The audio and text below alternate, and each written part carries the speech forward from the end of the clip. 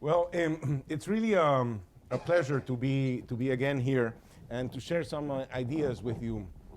The fundamental idea that drives the puzzles of the center and drives the puzzle of so many of you is, why do we observe these things? Why do we observe humans operating at this level of productivity if this level of productivity is feasible? Right? Why is that? And the answer that has often been given is that people here lack either money or schooling, right? And that if we somehow could mobilize finance to them, and if we could educate girls and boys and so on, then we would transform these guys into these guys.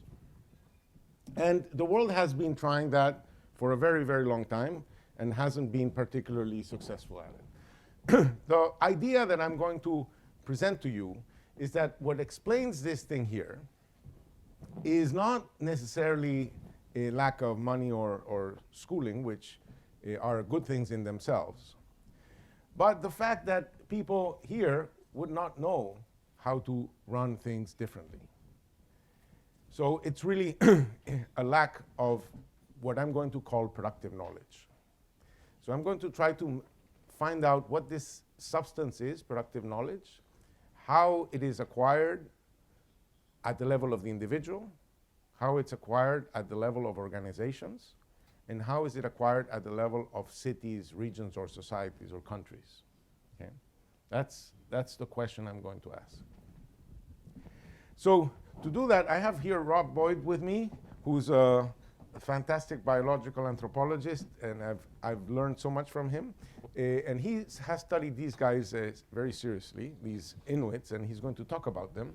So I'm going to ask myself the question, who has more productive knowledge? Is it this Inuit man who's here, engaged in food production, and here is engaged in housing construction, or modern man? And you might be tempted to say that modern man obviously has more productive knowledge than the Inuit, but it's very clear that this guy here, he uses shirts, doesn't know how to make a shirt. He uses glasses, doesn't know how to make glasses. He uses a computer, doesn't have a clue how to make a computer. He uses software, has never written a line of code. If you put this guy here, he would freeze to death. If he didn't freeze to death, he would starve to death. There is no practical sense in which you can say that this man has more productive knowledge than this man. But there is a very deep sense in which you can say that the society to which this man belongs knows more than the society to which this man belongs, even though this man is probably, as my wife would say of me, doesn't know how to do anything, right?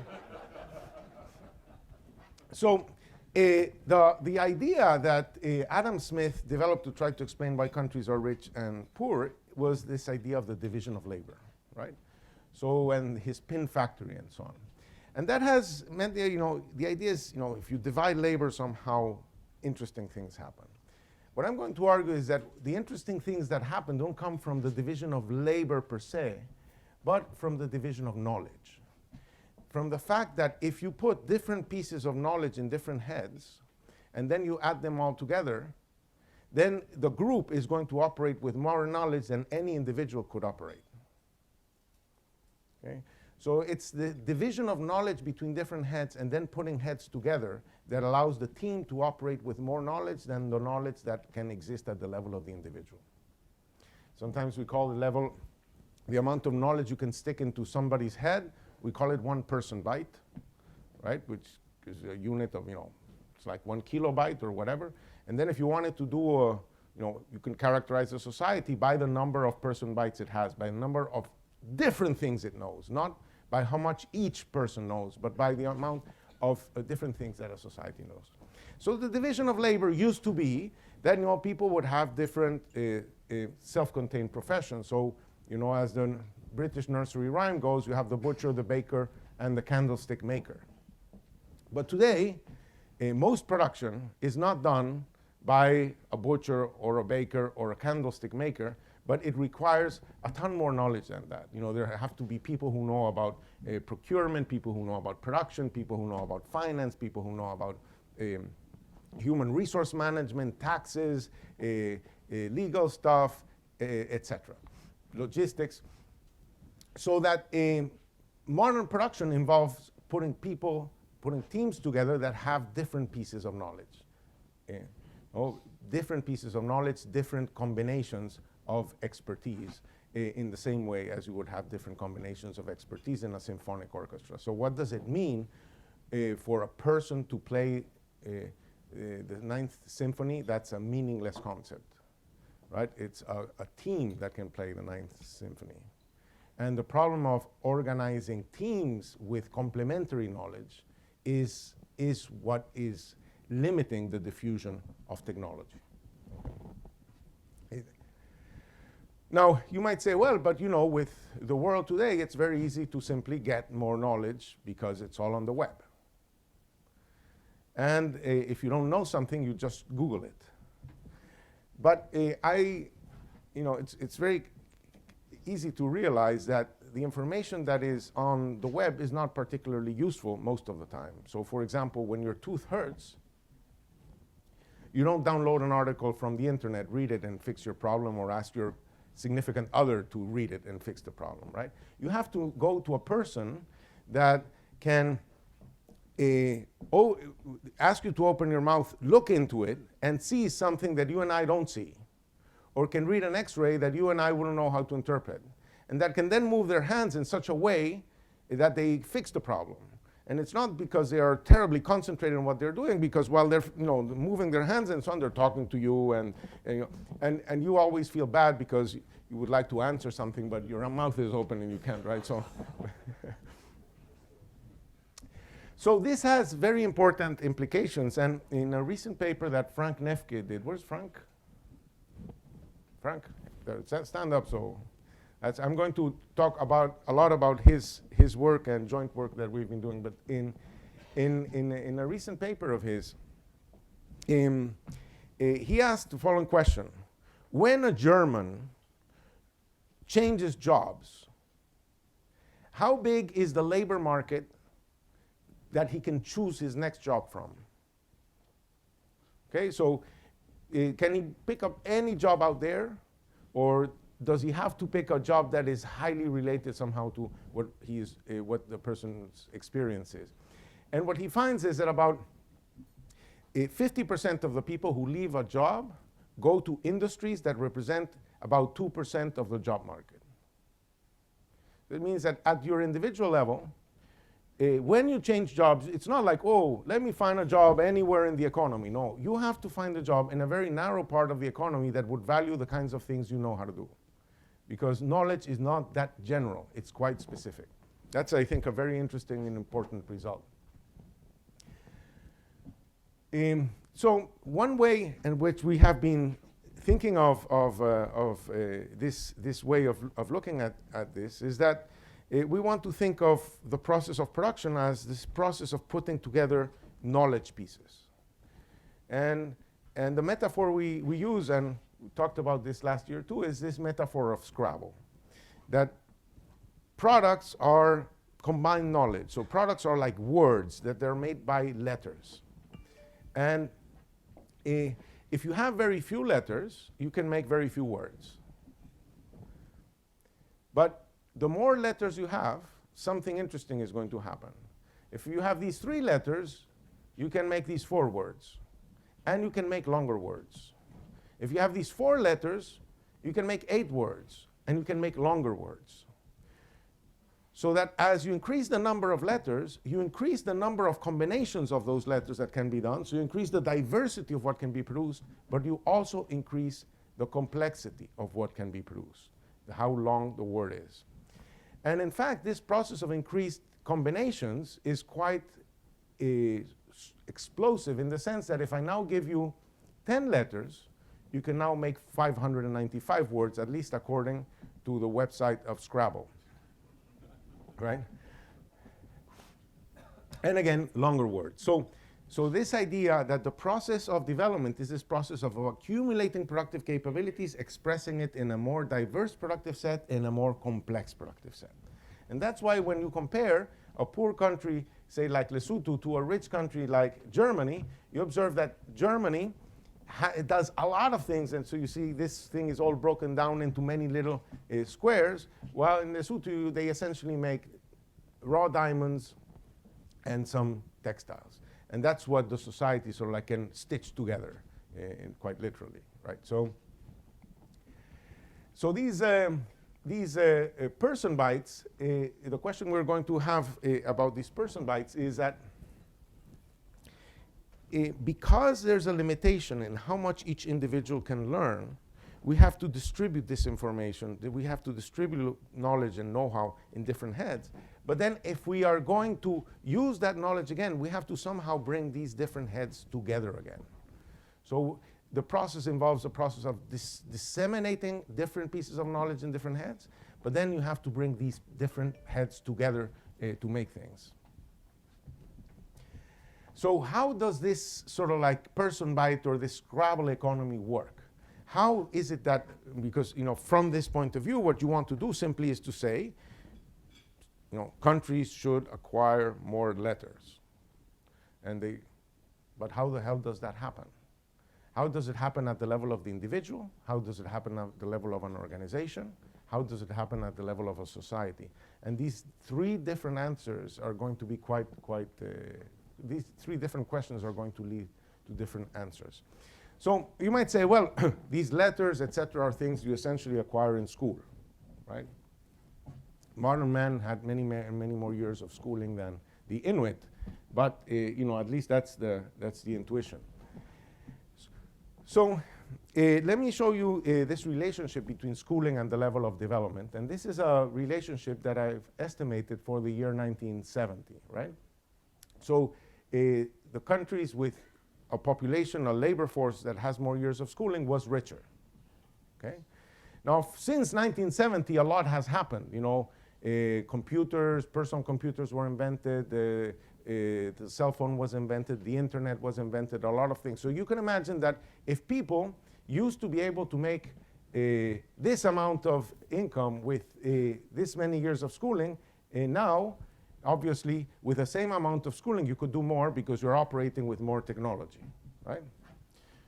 Well, if you do the numbers now, not for 1970, but for 2010, you observe the opposite. That the world has massively invested in schooling, so that now people, while before, with 6 years of schooling, they used to produce an average income of $10,000, now with 6 years of schooling, you produce an average income of $1,000. Even though these people now are operating with more technology than they were in 1970. Okay? And this is a pretty worldwide phenomenon. That is, schooling has been going up, but it has not been generating the productivity impacts you would have expected from the difference between low levels of schooling and high levels of schooling back in 1970. Okay? Let me show you university education. This was the relationship between university education back in 1970, and this is today. There is much more education, not more output. So people have been getting educated. Productivity has not been increasing to the level that you would have expected back in 1970 when they did not have cell phones and internet and stuff, okay? So this is another way of looking at the same information. Here you have Ghana, Thailand, Mexico, and France. And what you have here is how rich they are, and this is how many years of schooling on average their labor force has. And what you see is that Mexico in 2005 had the same level of schooling as France in 1993, but in spite of the fact that technology was more advanced in 2005 than 1993, Mexicans were making less than half of what the French were doing in 1993. When Thailand's education is, Ghana's education in 2005 is the same as in France in 1990. But France in 1990 was, 8 times richer than Ghana is today. So education is going up, it's not being translated. We're catching up in years of schooling, we are not catching up in levels of income. Okay? So this I mean, I'm all for schooling. It's my line of business that they pay me for it. But it's not the secret of the puzzle. So if it's not school, where does the difference come from? Well, I mean, essentially, most of the things that are worthwhile learning, you learn from somebody who knows it. And it takes a long, long time to know it. You know, conservatories of music take forever. A PhD takes forever. And it's not like you're in class. You're mostly just looking how other people do research and listening to how other people do research. It's something that is accumulated through practice. So that's at the individual level. We learn very specific things from other people who know very specific things. So in an organization, it's sort of like, then it's clear somebody in the organization knows, you don't know, you learn in the organization that you belong to. But then how does the organization learn something that it doesn't know? Well, an organization, an individual can learn more easily than an organization can, because the feedback loop of knowing what you need to do to fix a problem. So if you touch a burning stove, well, you know, you kind of learn not to touch it again, right? But if you're in a team and, you know, you need to respond to a situation, it's not obvious who should run where to do what.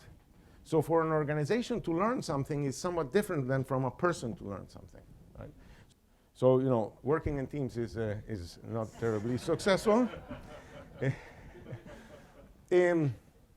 Stephen Klepper, who passed away last year, studied very much how it is that, you know, clusters like the automotive cluster in Detroit, or the Silicon Valley cluster in California got set up, and what his view was that, you know, for some serendipitous reason there is a successful firm, and then employees from the successful firm leave and set up shop outside of that firm.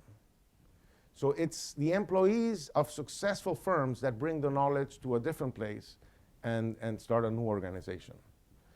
And that's what you observe in Detroit. All of the successful organizations were done by people who came out of Olds Motor Company. And everybody that mattered in Silicon Valley came out of Fairchild. And the people from Fairchild came out of Shockley's team. So it comes from a successful team that then splits up, and people bring their piece of know-how to create a new initiative. So that's interesting, because you'd say it's not like people in a new organization simply download information from the internet or stuff, because the internet was available in many, many other cities, but these clusters ended up happening around the place where knowledge had accumulated. How do societies acquire productive knowledge?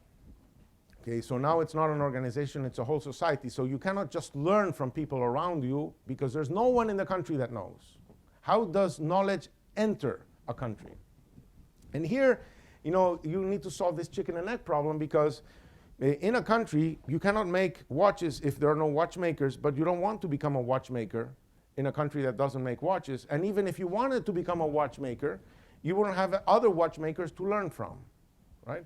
So at a societal level, accumulating knowledge becomes that much more complicated.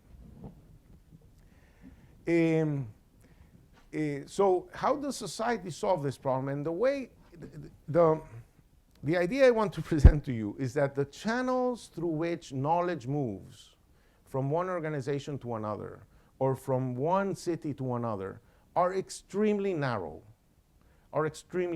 They are not like general purpose things. They're extremely narrow, and they're extremely important. And unless we understand how it is that this knowledge moves through these channels, knowledge doesn't move, and we won't be able to transform things around. So most of you know about the product space. The product space, we've been working at it for several years. It's now in this platform of the Atlas Online that we are launching. And what this says is that countries tend to move, even cities tend to move, from the things that they know how to do to things that are sort of nearby, things that are not too many letters away, so that the chicken and egg problem that they need to address is more circumscribed. This means that this process of knowledge acquisition tends to be very gradual, not because it's cool to be gradual, but it's because it's difficult to do otherwise. It's very hard to move to things that are very different from the things that are known in your society, because it implies to solve too many chicken and egg problems at the same time. We have another paper with Danny Bahar. Where's Danny? Stand up. So that's his. This paper is forthcoming now in the Journal of International Economics. And what we do there is we show that, that countries have a better chance at becoming good at a new industry if they share a border with a country that already has that industry. Now that is counterintuitive for a trade economist, because he would say, if you have a neighbor that already knows how to do it, let him specialize in that, you do something else and you trade.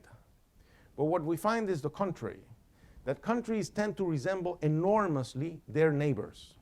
And what I have here is what we call the country space, which connects countries to the most similar countries in terms of similarity in the things they know how to do, and you're most similar to the countries that are next to you. And this is not just a static picture. Your probability of becoming good at something new is 65% higher if you share a border with somebody who knows how to do it. And another paper by Dani looks at the importance of migration. And this is a picture of Franschhoek Valley in South Africa. Franschhoek in Afrikaans means French corner. And it is a French corner because it was populated by French Huguenots. And guess what they do here? Wine. So the knowledge of how to make wine moved with the heads. It's not just that there was some people there who decided that the climate in Franschhoek was appropriate for wine. Is that you had to bring the people who know how to make wine to the area. Where do new firms, where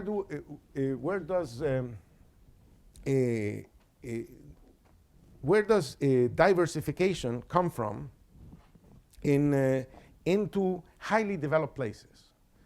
So Frank has this paper asking the question, when a new industry arises in a new city in Sweden, an industry that is not new to the world, but is new to that city, who set up that industry? And because in Sweden, as in Denmark last night was mentioned, there's no secrets, you know everybody's everything. So it would be Snowden's paradise. But so he can identify which are the industries that add to the diversity of a city in Sweden, and ask, where did the entrepreneur come from? Or where did the company come from? And what he finds is that the bulk of the innovation comes from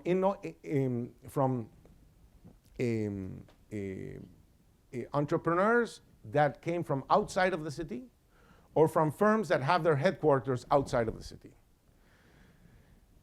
In Germany, we have a paper where we asked, when a pioneer firm, that is a firm that is the first industry in the city to get established, first firm in that industry in a city in Germany, no, gymnasium education and so on, and all the training and whatever you want, that everybody's trying to emulate in Germany. When a pioneer plant in a city in Germany needs to hire, sets up, where do they get their workers?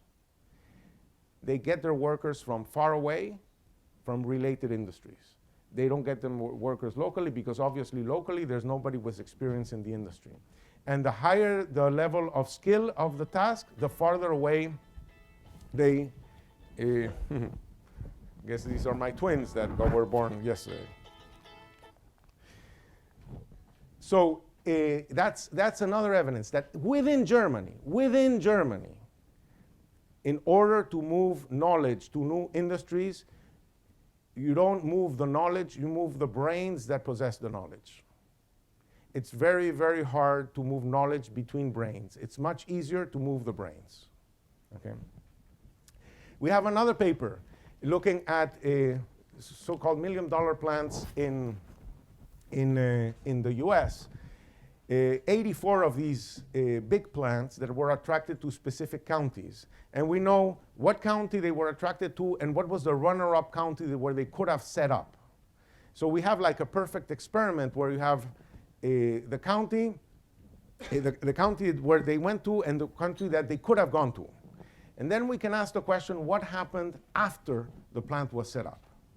And what we find is that in the places where what we find is that after this plant gets set up, so after you set up a whole new team in the city, what we find is that you now get new industries arising in the vicinity of that industry that was attracted, in the cognitive vicinity of that industry that was attracted. So bringing a team together to a city tends to transform the possibilities of the city. That's the punchline of that paper.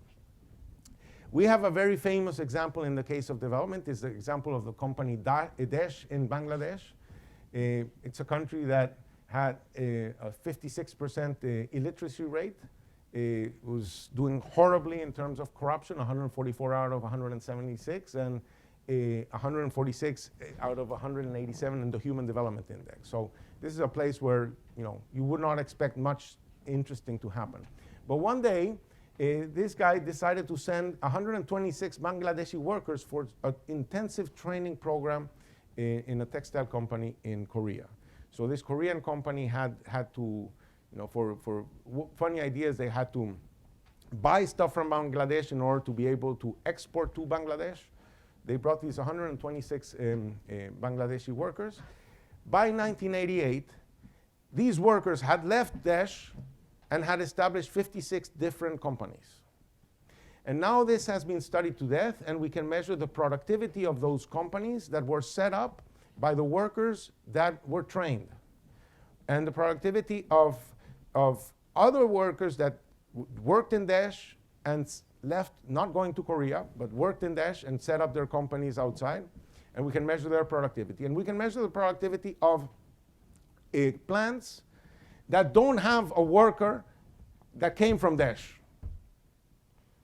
And the differences are humongous. The differences are humongous.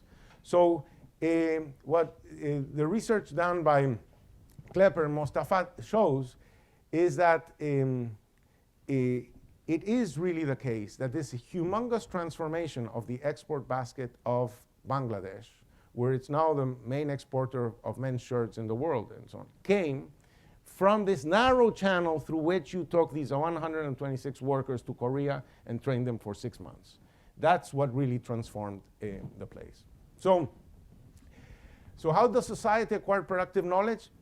Through very, very narrow channels. At the individual level, knowledge resides in brains, and it takes a long time and effort to put the specific knowledge in the brain, and it's much easier to move the brain than it is to move the knowledge. This becomes that much more complicated if you need to put teams together. So it's not just one individual that is missing, it's a whole team of people who know different things that have to be put together. So when you require teams of complementary skills, the process of diffusing the capacity to do things goes down dramatically. That's why poor countries tend to do simple things. That is, things that don't require too many different person bytes to be put together. Because the more person bytes you need to put together, the harder the task of creating these productive teams. And so the punchline, if you want, is that we really want to understand how it is that knowledge is going to move in this world, not through wires, not through schooling, but by really mobilizing brains. And I'm going to finish with this experience here that we had the CID in South Africa. We led a team for a growth strategy team. This is President Thabo Mbeki. This is the Vice President. That's the Minister of Finance. That's the President of the Central Bank, and so on. And here is the Harvard team. Okay? You see the Harvard team? Nothing remarkable in them, except there's no one in the Harvard team that was born in the US. This is a bunch of foreigners. There's a Turk, an Argentinian, a Canadian, an Indian, a Venezuelan, an Englishman, a Frenchman, and a South African. Not a single American born in the Harvard South Africa team.